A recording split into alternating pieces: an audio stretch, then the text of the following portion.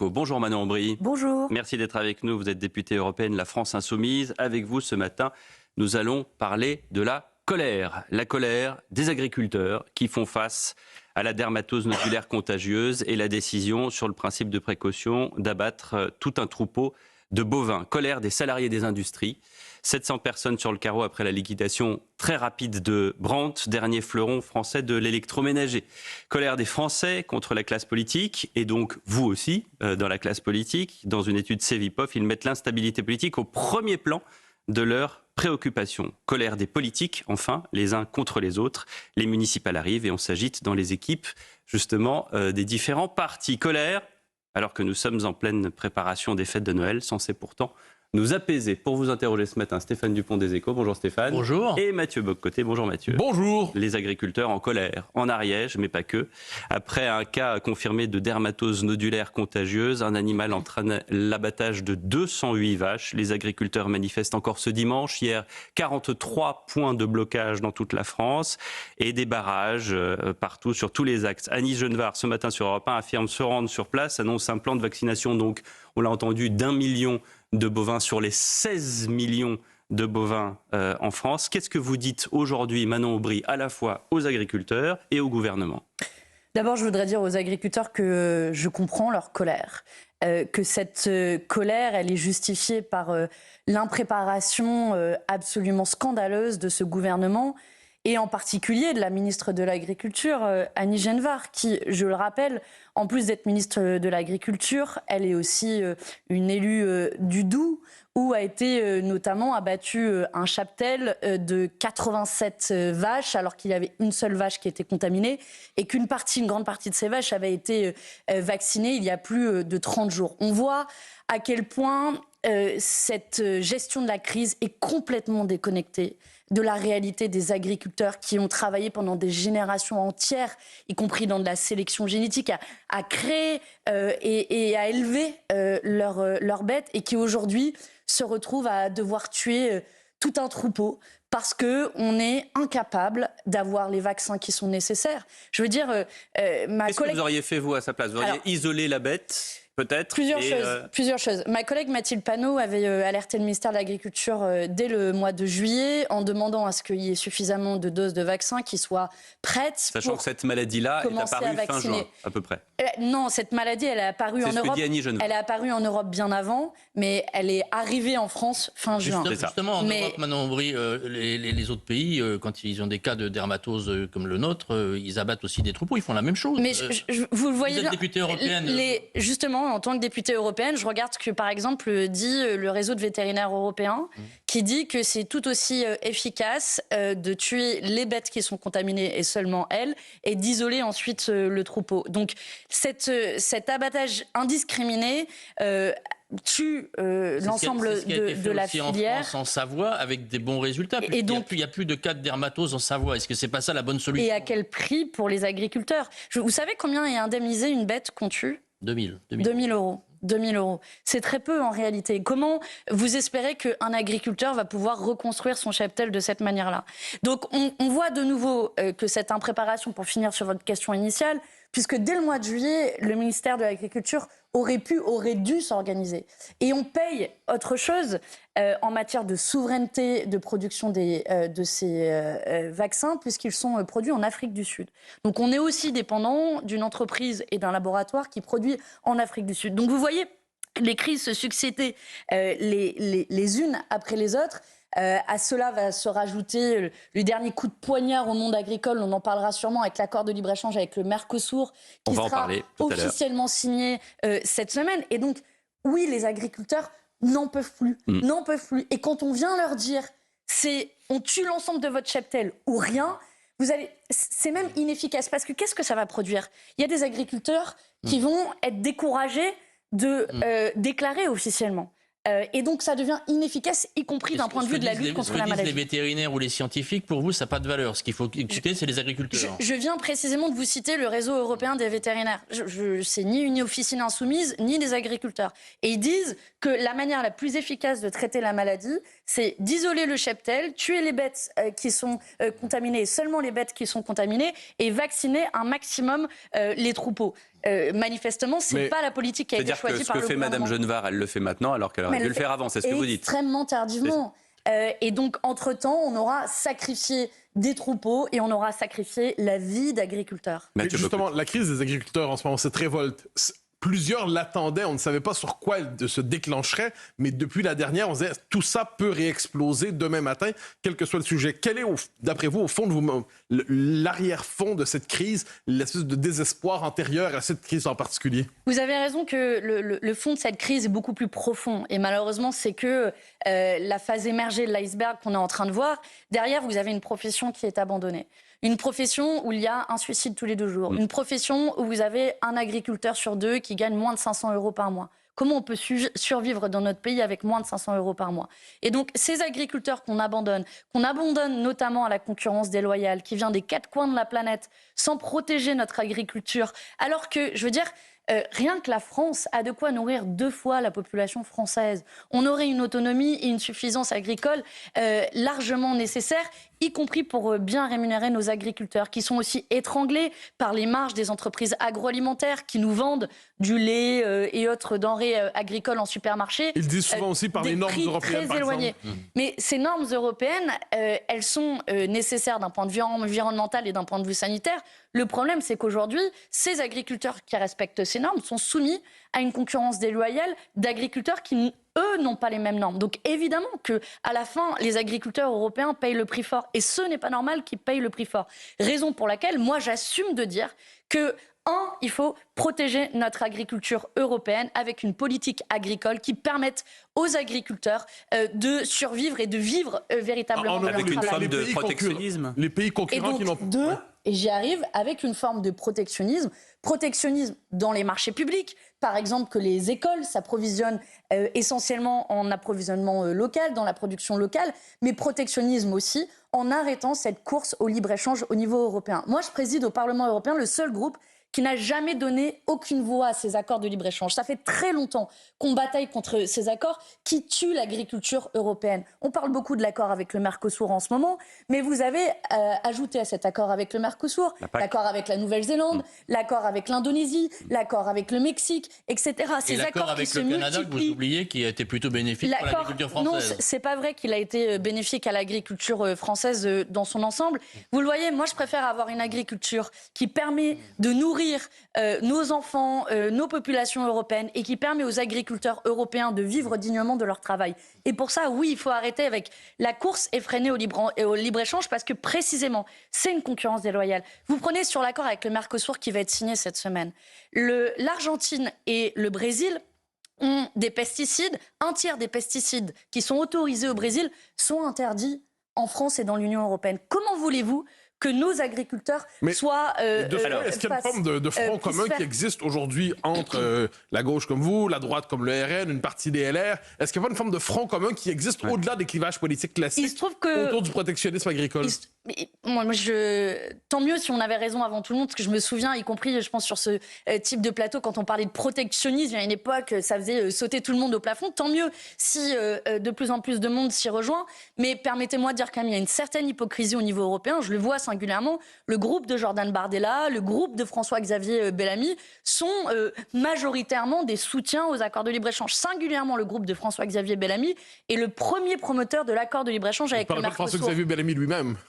Pardon ? Non, mais je parle de son groupe parce que vous me parlez au niveau européen. Et je vous dis, le front commun n'existe pas au niveau européen. Ceci étant dit, moi, je suis à l'origine d'une...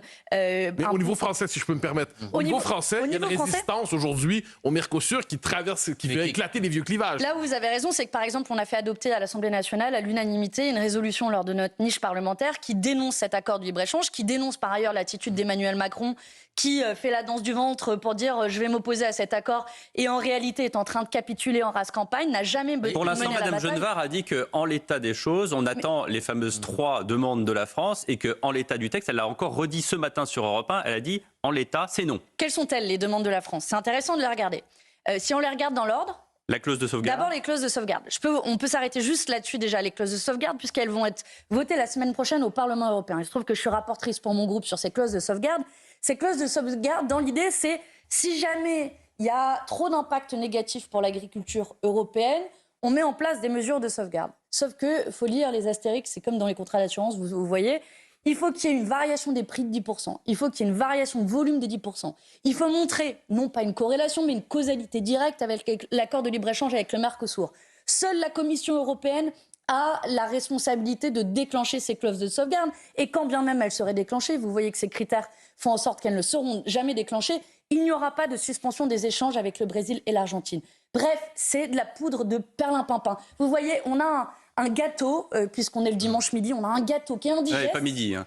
Pas encore, mais bientôt. On a un gâteau qui est indigeste et on va mettre un beau petit nappage, là, un beau petit glaçage, une petite cerise sur le gâteau.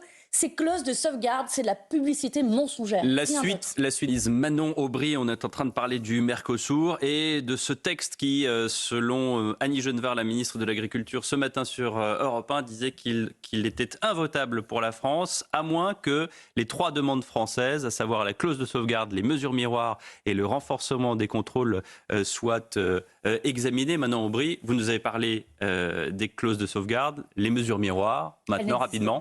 Elles n'existent pas. Les mesures miroirs, elles n'existent pas. Le renforcement des contrôles non plus. Pour nos téléspectateurs et pour nos auditeurs. Les mesures miroirs, c'est une forme de réciprocité des normes. Je vous indiquais à l'instant, par exemple, qu'un tiers des pesticides qui sont autorisés au Brésil sont interdits dans l'Union européenne et ces produits vont quand même entrer sur le marché européen. Et enfin, sur les mesures de contrôle, l'objectif d'un accord de libre-échange est singulièrement celui-là, et c'est écrit noir sur blanc, à moins qu'Annie Genevard ne sache pas lire, et je veux bien lui envoyer une paire de lunettes si c'est nécessaire. Il est écrit noir sur blanc que l'objectif de l'accord est précisément d'abaisser le niveau de contrôle. Et moi, j'ai visité le port de Santos, qui est le plus grand port du Brésil, le premier port d'exportation du Mercosur. Et là-bas, vous avez un inspecteur pour 20 000 camions. Comment vous pouvez sérieusement penser que... Ce que vous êtes en train de nous dire, c'est que même avec ces 3 demandes, la France devrait dire non. Mais ces 3 demandes, ne seront pas satisfaites. La réalité, c'est que je suis en train de vous faire la démonstration de à quel point Emmanuel Macron, Annie Genevard et le gouvernement macroniste est en train de nous la faire à l'envers. Oui, Madame Aubry, est-ce que c'est ça vraiment le problème? Parce que même si la France dit non, tous les autres pays européens, à quelques exceptions près, vont dire oui. On est très isolés en Europe. Vous avez raison que... Vous êtes isolés au Parlement européen aussi. Alors, 2 choses. D'abord sur le Conseil européen. Les autres pays européens trouvent que cet accord, il est très bien. D'abord sur le Conseil européen, donc sur les États membres.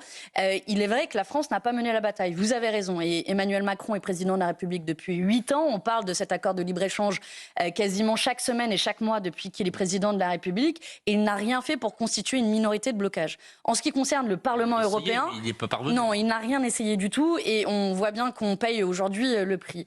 En ce qui concerne le Parlement européen, vous avez raison, la bataille va être menée. De ce point de vue-là, je veux déplorer le passage en force de la présidente du Parlement européen, qui est d'ailleurs du même parti que François-Xavier Bellamy, puisque j'avais déposé une résolution transpartisane, donc avec des députés issus de différents groupes politiques, pour saisir la Cour de justice de l'Union européenne. Parce que cet accord, en plus d'être un drame terrible pour l'environnement, notre santé, les agriculteurs, est illégal d'un point de vue du droit européen, notamment nuit au principe de précaution et contourne la validation des parlements nationaux. Et c'est notre pouvoir en tant que Parlement européen que de saisir la Cour de justice de l'Union européenne. Et Roberta Metsola, la présidente, a bloqué cette résolution, preuve de leur fébrilité. Il n'en demeure pas moins que le Parlement européen devra voter sur cet accord. Et s'il y a une majorité du Parlement européen qui ne vote pas cet accord, alors il n'est pas adopté. Et moi, j'appelle tous les groupes à mener la bataille. Jusqu'à présent, mon groupe a été bien seul à donner toutes ses voix contre les accords. J'en attends la même chose des autres groupes. Et là, on verra qui véritablement est hypocrite sur ce sujet. Mais est-ce qu'il n'y a pas une question presque plus fondamentale là-dedans? C'est-à-dire, d'un côté, la classe politique française, la France dit cet accord est mauvais pour nous. Mais on l'imposera néanmoins à la France parce qu'au niveau de l'entité européenne, en entité européiste, on considère qu'on peut imposer cette direction à un pays comme la France. Donc, est-ce que la France n'est pas dans tout cela qu'une forme de province dépendante en Europe qui a perdu sa souveraineté sur l'essentiel? En tout cas, moi, ce que je peux vous dire, c'est si la France insoumise était au pouvoir, cet accord de libre-échange ne verrait jamais le jour. Nous en Dans les faits, ferions... est-ce qu'on n'est pas déjà dans une logique de fédéralisme européen? Non, parce que aujourd'hui, on a un président de la République qui se refuse à mener les batailles, qui se refuse à utiliser les leviers et les rapports de force. C'est quand même à la majorité qualifiée que ça va se décider. La France, oui, sauf que la France, c'est la deuxième économie. C'est pas l'unanimité, c'est ça que je veux dire. Non, vous avez raison. Contrairement à d'autres sujets comme les questions fiscales qui sont à l'unanimité au niveau européen, il n'en demeure pas moins que la France est la deuxième économie du continent. Il n'en demeure pas moins que la France est un pays fondateur de l'Union européenne. Et je peux vous dire que nous, au pouvoir, nous ne nous laisserions jamais imposer. J'entends, mais sur le plan institutionnel, formel, l'Europe peut imposer. Vous savez, les institutions, c'est ce qu'on en fait. Et la politique, c'est ce qu'on en fait.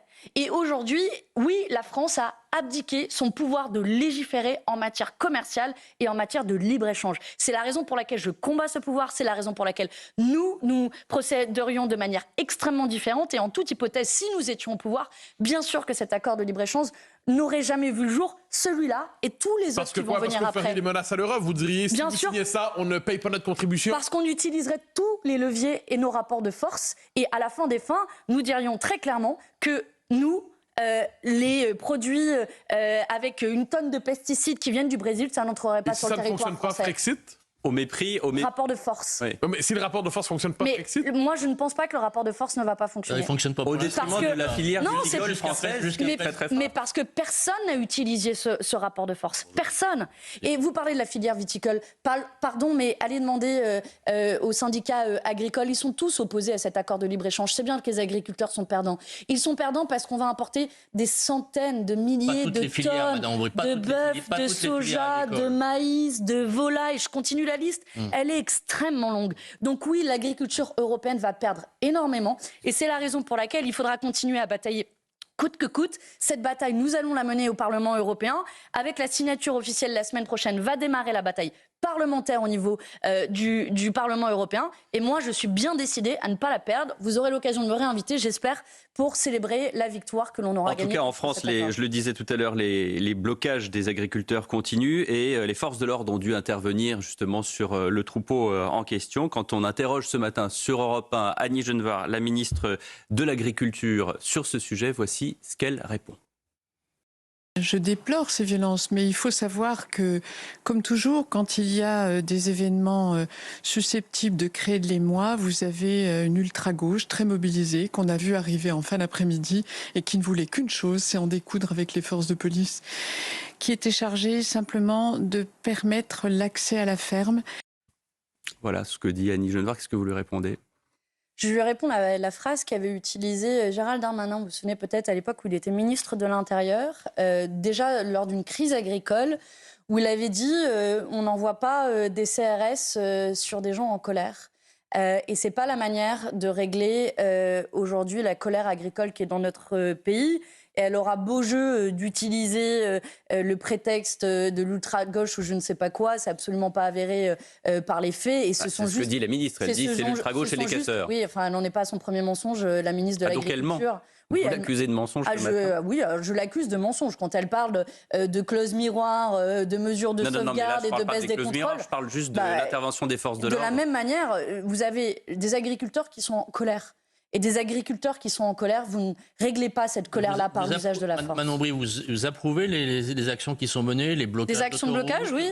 Oui, j'approuve ces actions-là. Parce qu'aujourd'hui, vous pouvez balayer d'un revers de la main, si vous le souhaitez, la colère du monde agricole. À force de la balayer d'un revers de la main, c'est ce qui a été fait ces 30 dernières années par tous les pouvoirs en place. Et aujourd'hui, vous le voyez bien, on est en train de tuer notre filière agricole française. Et donc, moi, je ne suis pas d'accord avec l'abandon des pouvoirs publics des agriculteurs en France. Et je serai à leur côté. Y compris le recours à la violence. Mais à quel moment ils ont eu recours à la violence? Pas pour le moment sur cette affaire, mais dans d'autres. Donc, vous me posez une question. Donc je viens de vous faire la démonstration. Agricole, ça a été le cas. Vous venez de poser une question qui n'a pas lieu d'être puisqu'il n'y a pas de violence. Donc moi j'approuve les actions de blocage qui ont lieu. Il y a eu des pneus incendiés, il y a eu ce genre de choses. Moi je n'ai pas vu d'image de violence et je pense qu'aujourd'hui l'usage de la violence, dans tous les cas, ne réglera pas la crise agricole. Évidemment, et ne réglera pas la crise agricole. Et je préfère y apporter des réponses politiques comme je l'ai fait avec vous ce matin. On parlait d'Europe avec vous, puisque vous êtes députée européenne, Manon Aubry. Nos alliés américains s'inquiètent. Que pensez-vous de la sortie de Donald Trump sur le média Politico qui dit que l'Europe serait méconnaissable au niveau civilisationnel d'ici 20 ans? On voit là toute la stratégie de Donald Trump qui veut réduire l'Europe à une forme de vassal des États-Unis. On assiste à une vassalisation quelque part de l'Europe. Et d'ailleurs, pourquoi ça? Parce qu'il dit qu'il y a un déclin civilisationnel et que dans ce cadre-là, il faut que les États-Unis et donc l'extrême droite, l'ultra-droite américaine viennent en quelque sorte réévangéliser d'une certaine façon. Alors, j'ai pas entendu ça. Moi, j'ai entendu Donald Trump qui disait qu'il y avait un problème d'immigration en Europe de la même façon qu'il y a un problème d'immigration aux États-Unis. Pas au sens religieux, mais vous le voyez bien que... c'est quoi réévangéliser pas au sens religieux? Dans la mesure où là, ce que veut faire Donald Trump, c'est dire il y a un déclin civilisationnel et c'est à nous, les États-Unis, de recréer la forme de grandeur de l'Union européenne. Pardon, mais moi, j'ai pas besoin des États-Unis. Pardon ? Vous avez lu le document ? Oui, j'ai regardé le document de la sécurité nationale des États-Unis de Donald Trump, dans lequel il dit aussi, par exemple, qu'il faut une forme d'union d'alliance avec les droites européennes. Et dans ce cadre-là, d'ailleurs, je ne sais pas si vous avez vu, l'ambassadeur des États-Unis a rencontré Jordan Bardella et Marine Le Pen, à se demander quels intérêts servent Jordan Bardella et Marine Le Pen, s'ils servent les intérêts des États-Unis de Donald Trump ou les intérêts de notre pays. C'est un créneau qui vous est familier, normalement. L'international des gauches, M. Maduro, ainsi de suite. L'international des droites. J'ai pas de lien avec M. Maduro. Vous comprenez ce que je veux dire? J'ai pas de lien avec M. Maduro. Que je sache. Moi, je défends les intérêts de mon pays et de l'Union européenne. Et je les défends au nom de valeurs sociales et écologiques. Mais que je sache, il y a quand même un lien entre LFI et M. Maduro. Il le défend avec énergie. Non? Pas du tout? Non. C'est une illusion? Et l'alliance bolivarienne? Il y en a jamais eu, mais bon, c'est pas grave. Vous n'en êtes pas à votre premier fait d'armes de raconter l'alliance bolivarienne. Des choses. L'alliance bolivarienne. Je vous renvoie à notre programme et vous verrez si vous trouverez une référence à l'alliance bolivarienne. Ça n'existe pas non plus? Vous verrez, je vous envoie à notre programme, puisque vous aimez bien avoir un peu de lecture pour un dimanche après-midi au coin du feu, et on aura l'occasion de s'en reparler. D'accord, donc se préoccuper de ce qui se passe dans un autre pays, pour vous? Non, bien sûr, se préoccuper de ce qui se passe dans un autre pays. Évidemment, l'internationalisme nous amène à, par exemple, défendre le droit international partout dans le monde. Par contre, ne nous amène pas à nous agenouiller au pied de Donald Trump, qui, lui, son seul intérêt... Si, pardon, mais l'Union européenne... Personne ne s'agenouille. On peut critiquer l'Union européenne dans l'ordre. Première chose, pourquoi je dis que l'Union européenne s'agenouille devant Donald Trump? Parce que l'Union européenne a signé, ou plutôt Ursula von der Leyen a signé un accord commercial, là aussi commercial, celle que vous avez embrassée avec les États-Unis. Moi, vous savez, Ursula von der Leyen, je l'ai combattue dès le premier jour. J'ai voté contre sa commission. Écoutez, je suis présidente de groupe au Parlement européen. Ursula von der Leyen vient d'être élue. Je lui serre la main et elle me dit, après ce que vous venez de me mettre dans la tête, vous n'allez pas juste me serrer la main. Mais vous savez, moi, ce dont je parle ici, c'est de politique. Et Ursula von der Leyen, la présidente de la Commission, s'est agenouillée au pied de Donald Trump en signant un accord commercial qui est absolument... Von der Leyen est couchée devant Trump. Bardella est couché devant Trump. Oui. Tout le monde est couché devant Trump. Non, pas tout le monde. Il se trouve que nous résistons à la politique des États-Unis. Bien sûr. Le rendez-vous n'a pas eu lieu entre l'ambassadeur des États-Unis et Marine Le Pen et Jordan Bardella. Vous dites que les deux sont agenouillés. Marine Le Pen n'a pas félicité Donald Trump lors de son élection en se précipitant lors de sa première élection pour essayer de lui serrer la main. Nouvellement élu. Non, moi, Donald Trump, je ne vais pas m'agenouiller à lui et dire que sa politique est formidable. Alors, la pause, et on reprend dans un instant. Soumise, un mot de cette fusillade en Australie. 2 suspects ont été interpellés. Cette violence dans le monde entier. On est vraiment sur le qui-vive dans toutes les capitales du monde. Là, on est dans un quartier plutôt tranquille de Bondy à Sydney. C'est l'équivalent de Neuilly à Paris.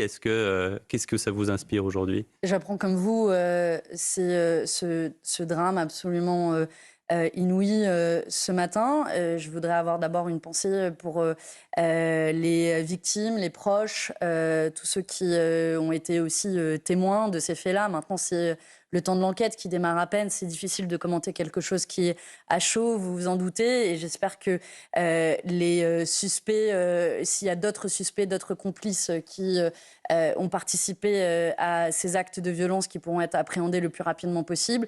Et d'abord saluer aussi le travail des forces de l'ordre et des secours des forces de l'ordre qui ont permis d'arrêter assez rapidement déjà 2 suspects. Et l'enquête suivra son cours et on pourra... Tout ce qu'on sait pour l'instant, c'est que ces tirs ont eu lieu pendant la fête juive de Hanouka. Voilà, donc un moment d'apaisement, de calme pour la communauté juive en Australie. Voilà, c'est pour l'instant les toutes premières informations qu'on a. Ce qui veut dire qu'il y a probablement une dimension antisémite dans ces faits de violence aujourd'hui et qui est évidemment un fait aggravant parce que chaque juif du monde entier doit pouvoir vivre en sécurité, a fortiori au moment de fêtes religieuses. Il y avait cette discussion au sein de l'Union européenne. Alors, vous allez me dire que les Britanniques ne sont plus dans l'Union européenne, mais dans une tribune au Guardian, il y a 2 chefs de gouvernement, Keir Starmer, mais aussi la première ministre danoise Mette Frederiksen, qui parlent d'une modernisation éventuelle de la Convention européenne des droits de l'homme, afin qu'elle puisse, je cite, refléter les défis du XXIe siècle. Le système d'asile, disent ces 2 chefs de gouvernement, a été créé pour une autre époque. Nous protégerons toujours ceux qui fuient la guerre et la terreur, mais le monde a changé et les systèmes d'asile doivent également changer. Voilà donc 2 chefs de gouvernement qui disent ça, le chef de gouvernement britannique et aussi la première ministre danoise qui est donc dans l'Union européenne, vous qui êtes députée européenne, qu'est-ce que ça vous inspire ? Je précise, ils sont tous les 2 de gauche. Enfin, de gauche, une certaine gauche, une gauche social-démocrate avec laquelle je ne partage pas beaucoup. D'ailleurs, il y a la première ministre danoise est souvent utilisée comme exemple par la droite européenne. Là, il se trouve que le Danemark avait occupé la présidence de l'Union européenne ces 6 derniers mois. Et je me souviens, quand la première ministre danoise est venue au Parlement européen, elle a été largement applaudie par les bancs de la droite et l'extrême droite quand elle a parlé d'immigration. Sur le fond du sujet, sur le fond du sujet, c'est ça sur quoi qui m'intéresse. Vous m'interrogez, est-ce que vous savez que le volume de flux migratoires, dans quel sens il va au niveau européen ? Est-ce que vous savez s'il augmente ou s'il baisse ? Mais c'est nous qui posons des questions ici, Manon Aubry. Alors vous allez répondre à votre propre question. Non, je vous le donne parce que je pense que c'est utile pour informer le débat. Il a baissé, ces flux migratoires illégaux ont baissé de 20%. Ces dernières années. C'est-à-dire que les flux migratoires continuent, mais il y en a un peu moins en ce moment qu'il y en avait auparavant, mais ils continuent. Voilà. Et ça, vous appelez ça une forme d'inversion ? Non, je vous dis ça parce que souvent... Plus de pièges qui se retournent contre nous. Vous voulez dire qu'on pense que tout augmente, je vous donne ça comme élément dans le débat parce que souvent, on donne une impression d'invasion migratoire, etc. Ça progresse, mais moi, qui n'est pas étayée par les faits. Non, il y a une baisse de volume. Donc ça veut dire qu'il y a moins de personnes qui arrivent que les années précédentes. Une fois qu'on s'est dit ça... Il y a des questions démographiques, notamment sur le continent africain, qui nous disent que d'ici quelques dizaines d'années, il va y avoir sans doute un afflux de personnes à cause aussi du réchauffement climatique, à cause de... Voilà. Ah ouais, c'est bien qu'on parle un petit peu de la question climatique. Il y a beaucoup de choses. Et donc là, vous traitez d'une chose importante, c'est les causes des migrations. Si vous voulez que les gens n'aient pas à quitter chez eux, vous, si vous vivez à Paris et que vous vivez bien à Paris, vous n'avez pas de raison de quitter Paris. Par contre, si demain Paris est inondé, que la Seine déborde et que vous ne pouvez plus vivre à Paris, oui, sans doute, vous allez migrer. Et donc, traiter les causes des migrations, c'est permettre aux gens de ne pas avoir à partir de chez eux. Qu'est-ce que vous pensez de cette sortie de Mme Frederiksen sur la Convention européenne des droits de l'homme? Je pense que c'est une course à l'échalote derrière l'extrême droite. La Cour européenne des droits de l'homme et sa convention qui est afférente permettent de défendre les droits fondamentaux sur notre continent et que nous, en tant qu'Européens, on doit en être les garants. Mais si je peux me permettre, je prends la suite de Mme Frederiksen maintenant. Lorsqu'elle s'inquiète... Vous prenez la suite d'une première ministre social-démocrate. Bien sûr, mais comme quoi la social-démocratie peut nous rassembler. Comme quoi la social-démocratie est bien dévoyée et n'est plus vraiment de gauche. Au-delà de la boutade, je vous laisse distribuer les bons points de gauche-droite, tout ça. Mais sur le fond des choses, est-ce qu'il n'y a pas aujourd'hui un dérèglement du système d'asile qui avait vocation à l'origine, ne l'oublions pas, à accueillir quelques dissidents des pays communistes, et aujourd'hui qui accueille des milliers, des centaines de milliers de personnes dans des sociétés qui ne sont pas équipées pour cela? Est-ce que vous savez les pays dans le monde qui accueillent le plus de migrants? Oui, j'entends très bien, c'est à l'extérieur de l'Europe. Mais est-ce que l'Europe, aujourd'hui, subit une vague migratoire? Un État, par exemple, comme la Jordanie, je crois que c'est quasiment un quart de la population est-ce que vous convenez qui est de l'immigration. Vous me répondez par la Jordanie. Est-ce que vous convenez qu'aujourd'hui, globalement, les populations européennes se sentent, pour reprendre une formule du centriste François Bayrou, généralement submergées? Non. Non, parce que je pense que c'est... Il n'y a pas de submersion migratoire. Cette peur que vous agitez sans cesse, y compris à cette antenne sur CNews... Dont je témoigne, je citais François Bayrou. De l'immigration, oui, et que François Bayrou et des dérives où il court après l'extrême droite, c'est une évidence, et c'en est une autre démonstration. Vous savez, moi, je suis fière que mon pays soit métissé. Je suis fière que dans notre pays, on ait un Français sur 4 qui a des grands-parents qui ne sont pas nés en France. Notre pays est mélangé, notre pays est métissé. D'ailleurs que les Français touchent cause problème aujourd'hui. L'unité républicaine, c'est précisément ça. C'est qu'on ne regarde pas votre origine, on ne regarde pas votre religion, on ne regarde pas votre couleur de peau. Notre pays, la France... Mais qui parle de ça, là? On parle de submersion migratoire. Mais justement... Qui a parlé de submersion raciale? Moi, je vous parle pas, je vous dis à l'instant qu'il n'y a pas de submersion migratoire. Que tout ça, c'est un espèce de totem qui est saisi pour faire peur aux gens. Pour faire quoi? Parce que, par exemple, quand on parle... Il ne peut pas y avoir trop d'immigration dans notre pays. Le problème aujourd'hui dans notre pays, si on parle de saignée industrielle, ce n'est pas à cause de l'immigration. De choc des civilisations. Si l'on parle des salaires qui n'augmentent pas, c'est pas à cause de l'immigration. Et je ne vous le laisserai pas dire. Vous me laisserez dire ce que je veux, si je peux me permettre. En vous dites ce que vous voulez de votre côté. Eh bien, moi, je conteste ce fait-là. Il y a un choc des cultures. Ça n'existe pas pour vous aujourd'hui, ça? Mais c'est quoi ce choc des cultures? Par exemple, le choc révélé par le choc entre l'islam et le monde occidental. Et plus particulièrement... on y arrive, Quelle surprise! On y arrive, il fallait parler de l'islam. Non, je distingue l'islam de l'islamisme. Est-ce que l'islamisme pose un problème particulier en Europe? Vous vous rendez compte, M. Bock-Côté, quand même, que vous avez démarré la conversation en parlant de migration et vous arrivez à la fin sur la question de l'islam. Donc, vous faites un amalgame entre l'islam et l'immigration. Vous savez que dans notre pays, il y a des millions de concitoyens qui sont musulmans et qui ne sont pas d'origine immigrée. Vous le savez, ça, M. Bock-Côté? La question n'est pas là. J'ai le sentiment... Je termine ma réponse. J'ai quand même le sentiment qu'on arrive à ce moment de l'émission où, vous savez, il y a vraiment la consigne muslim. Vous avez peut-être regardé... Mais de quoi vous parlez? Vous savez à quoi je fais référence, mais si vous ne savez pas, je peux vous l'expliquer.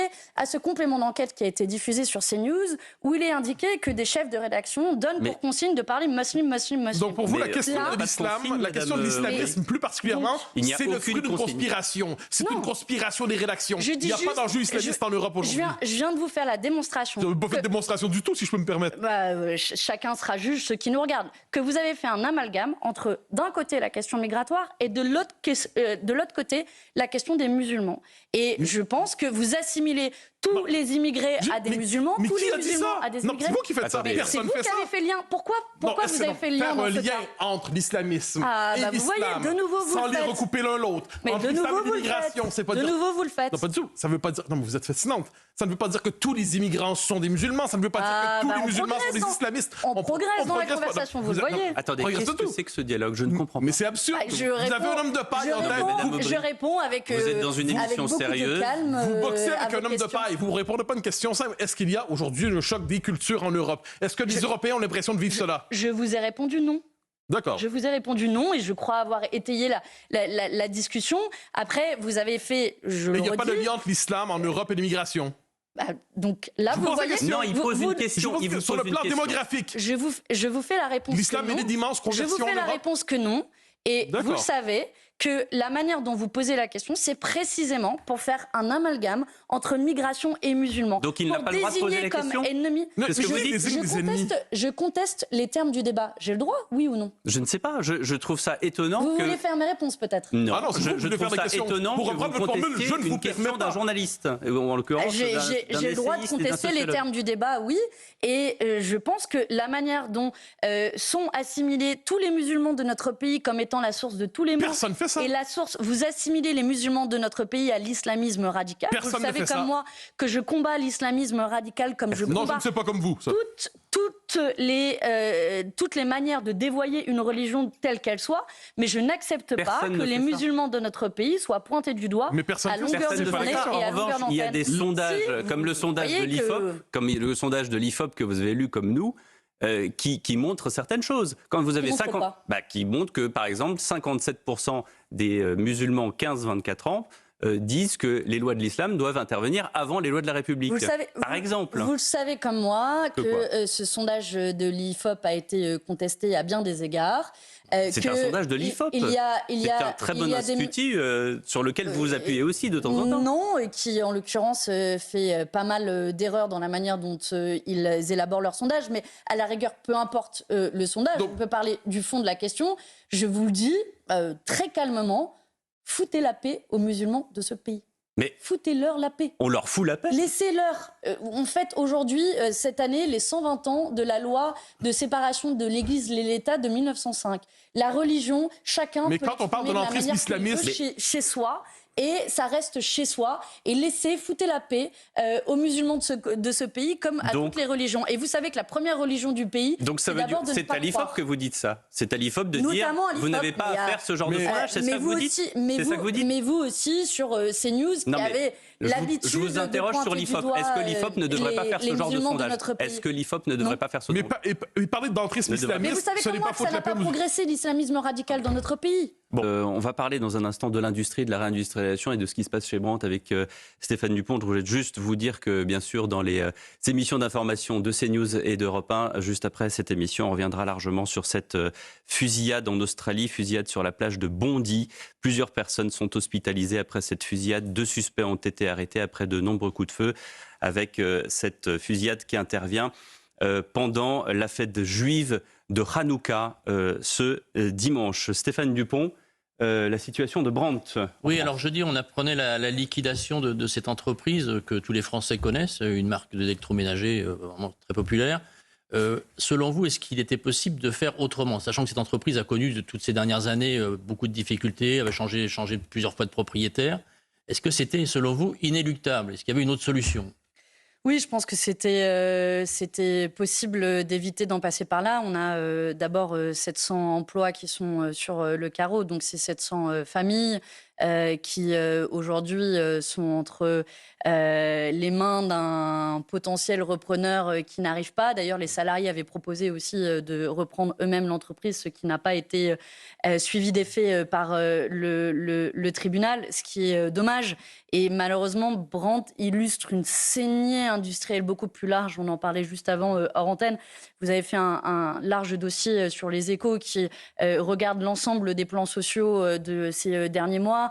Depuis le mois de septembre, vous avez compté plus de 10 000 emplois qui sont sur la sellette, un nombre record de PSE, donc de plans sociaux dans les entreprises. Oui, c'est la question de la désindustrialisation de la France qui a redémarré. Qui est extrêmement large. Et donc, on peut prendre Arcelor, mais c'est toute l'industrie. Je voyais même dans le secteur agroalimentaire, qui était plutôt un secteur industriel en dynamique. Comment, selon vous, est-ce qu'on lutte contre cette désindustrialisation qui est souvent due à la concurrence déloyale de produits chinois? Alors, concurrence déloyale des produits chinois, vous avez raison. On a aussi une délocalisation qui se fait au sein même de l'Union européenne. Votre dossier le démontrait. On a environ, on estime, quasiment un emploi sur 2 qui est délocalisé au sein même de l'Union européenne. Je prends l'exemple d'ArcelorMittal. Une partie des emplois va être délocalisée en Inde, mais aussi une partie en Pologne. Donc aujourd'hui, comment on agit? On agit d'abord sur le très court terme en interdisant aux entreprises de licencier lorsqu'elles font des bénéfices et qu'elles reversent des dividendes à leurs actionnaires. Si elles ont de l'argent pour verser des dividendes à leurs actionnaires, ça veut dire qu'elles ont de l'argent pour sauver de l'emploi. Première chose. Deuxième chose, et ça va avec, on fait des contreparties aux aides qui sont données. La plupart de ces entreprises, et Brandt en fait partie, reçoivent des aides de l'État à travers notamment des crédits d'impôt recherche, l'équivalent du CICE qui a été transformé, etc. Et donc, il faut des contreparties. Il n'est pas normal qu'on utilise de l'argent public pour qu'à la fin, des entreprises licencient. Et ensuite, il faut agir sur le long terme. Agir sur le long terme, c'est...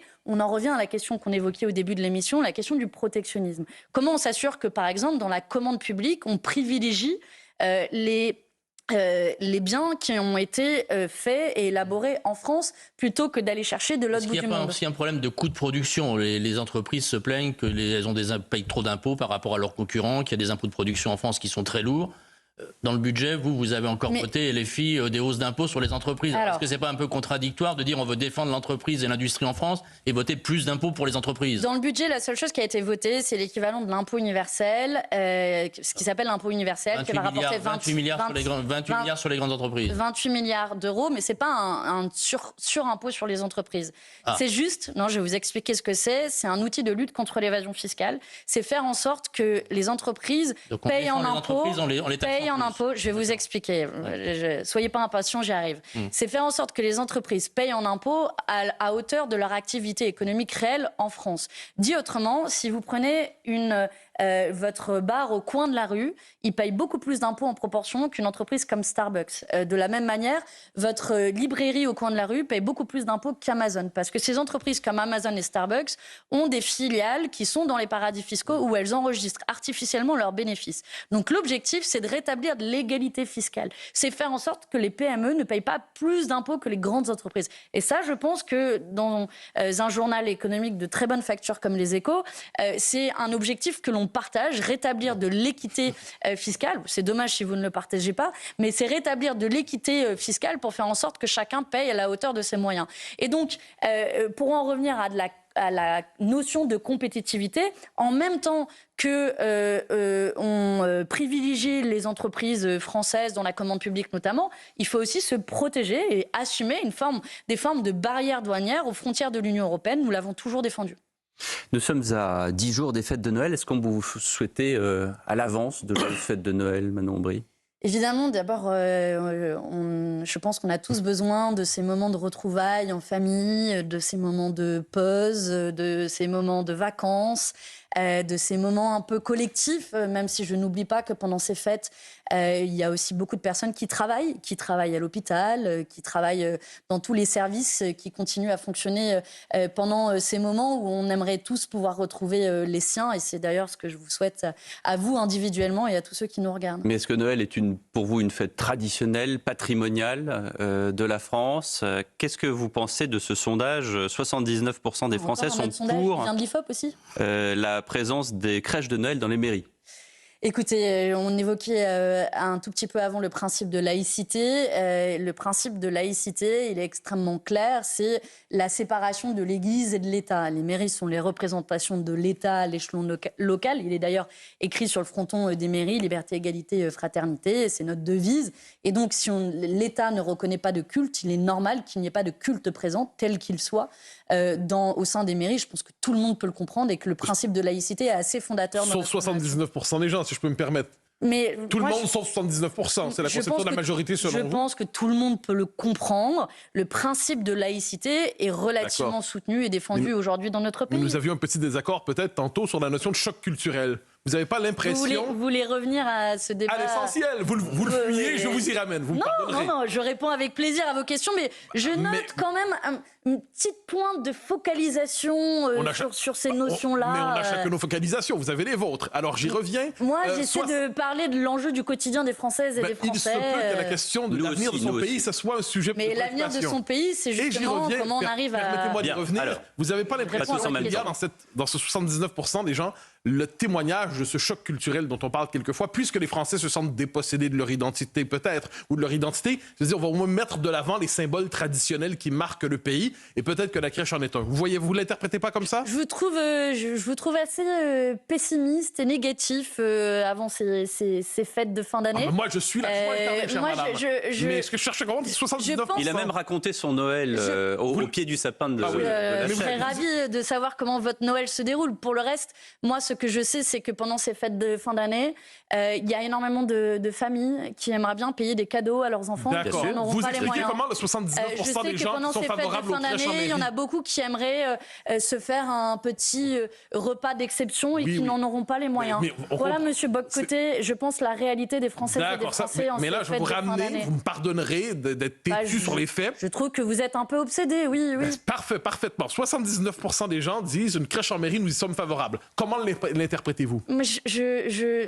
De nouveau, on peut revenir, c'est comme le sondage de l'IFOP tout à l'heure, ça dépend qui pose les questions, comment elles sont formulées, etc. Et ainsi présenté. Attendez, on va prendre un cas concret. Est-ce que quand il y a une crèche dans une mairie, Est-ce que vous trouvez qu'on devrait aller voir le maire en disant enlevez votre crèche, ou est-ce que maintenant qu'elle est là, elle est là? Mais c'est pas la question de est-ce que je trouve, c'est qu'est-ce que le droit dit. Et le droit, et toutes les mairies qui ont fait donc des crèches, vous êtes plutôt de dire faut enlever la crèche. Je suis du côté du droit, monsieur.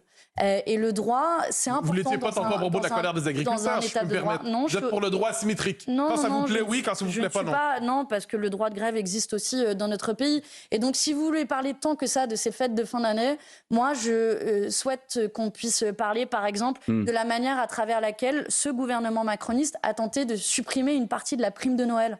Voilà, c'est ça la réalité. Vous le savez. Sur le pouvoir d'achat, vous avez raison d'y insister. En ce moment, les fêtes de Noël, c'est les fêtes chrétiennes catholiques, et puis il y a des fêtes en décembre qui sont les fêtes de Hanouka. Je reviens à ce qui s'est passé en Australie. Il y a au moins 10 personnes mortes dans l'attaque de la plage de Bondi en Australie lors de cette juive de Hanouka. Ce sont les médias australiens qui rapportent ça, et le président israélien a dit cette phrase: nos frères et sœurs font face à une cruauté inouïe. Et il dit aussi, il demande au gouvernement australien de prendre des mesures concrètes contre l'antisémitisme qui gangrène la société australienne.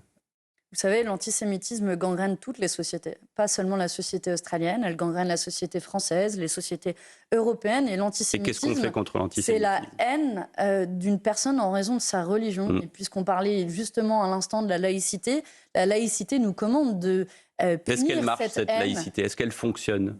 Peut-être pas suffisamment bien, mais je trouve que cette notion est importante à défendre, et elle nous commande aussi de lutter contre toutes les formes de discrimination en raison de sa religion, et notamment en raison de sa religion juive. Et donc lutter aujourd'hui contre l'antisémitisme nécessite des moyens, nécessite une prise de conscience, nécessite une sensibilisation dès le plus jeune âge, à l'école.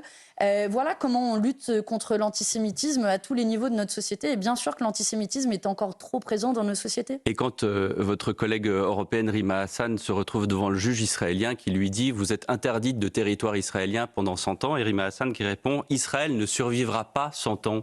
Quel est le rapport avec l'antisémitisme? Est-ce que ça n'est pas une déclaration antisémite? Quel est le rapport avec l'antisémitisme? Donc vous assimilez une bataille contre un gouvernement qui est accusé... C'est pas le gouvernement, là, c'est Israël. Qui est accusé de génocide. Non. Attendez. Elle ne dit pas le gouvernement Netanyahou. Attendez. Elle dit Israël, un peuple. Donc en Israël, il n'y a que des juifs. En Israël, il y a les Israéliens. Israël, je cite juste Rima Hassan, Israël ne survivra pas 100 ans. Je réponds juste, vous faites le lien entre l'antisémitisme et l'État d'Israël. Est-ce que dans l'État d'Israël, il n'y a que des juifs? Moi, regardez, je lis juste, je lui ai répondu, Israël ne survivra pas 100 ans. La volonté de détruire Israël n'a rien à voir avec l'antisémitisme. Répondez à ma question. Vous voyez très bien que vous êtes en difficulté, puisque je ne suis pas du tout en difficulté.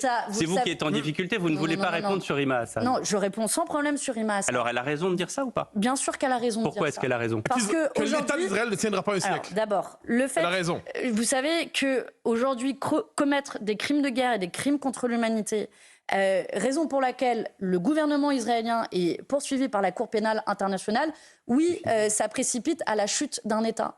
Et donc, la disparition de l'État, la disparition de l'État juif, comme il s'appelle lui-même. Nous avons toujours défendu, et vous le savez, une solution à 2 États, avec un État israélien et un État palestinien. Il se trouve qu'aujourd'hui, sur ces 2 États, il y en a qu'un seul qui n'a pas vu la lumière du jour, c'est l'État palestinien. Parce que vous avez l'État israélien. Je vous ai jamais dit qu'il fallait détruire. Non, Rima Hassan s'en est chargé. Non, c'est pas ce qu'elle dit. Elle dit aujourd'hui que les crimes... elle dit juste Israël ne survivra pas 100 ans. Les crimes que commet aujourd'hui l'État d'Israël va précipiter sa perte. Parce qu'aujourd'hui, quand vous avez un gouvernement qui est en train de commettre les pires crimes... dans son tweet. Vous voyez la réalité. Non mais voyez le raccourci que fait Rima Hassan. Israël ne survivra pas 100 ans. Moi je suis israélien ou je suis juif dans le monde, je lis ça, je tombe de ma chaise. Le raccourci, c'est vous qui le faites. Non. En assimilant les juifs du monde entier à l'État d'Israël. Il y a d'ailleurs au sein même de l'État israélien une partie de la population qui conteste le gouvernement de Benjamin Netanyahou, on demandera aux Israéliens ce qu'ils pensent de ce tweet? Écoutez, je pense qu'il y a beaucoup d'Israéliens qui ne sont pas à l'aise avec la politique de colonisation qui est menée par vous le le pensez, Manon gouvernement Aubry, mais on israélien demandera en aux Israéliens. Cisjordanie, où j'ai vu de mes propres yeux un régime d'apartheid, où j'ai vu de mes propres yeux Madame, attention aux mots que vous utilisez. des agriculteurs. Oui, je maintiens. Attention aux mots que vous Des utilisez. agriculteurs qui sont dépossédés de leurs terres, des agriculteurs qui sont Nous devons assassinés rendre l'antenne pour et en être plus, légalement sur leur malheureusement. territoire. Et donc, vous ne pouvez plus ignorer J'aimerais aujourd'hui continuer ce débat, mais les je dois massacres. rendre l'antenne, madame. Je termine juste d'un mot. Vous ne pourrez plus aujourd'hui ignorer les massacres qui ont été commis tant dans la bande de Gaza qu'en Cisjordanie. Israël ne survivra pas 100 ans, c'est le tweet de Rima Hassan. Merci beaucoup Manon Aubry d'avoir été sur nos antennes. Bon dimanche à tous.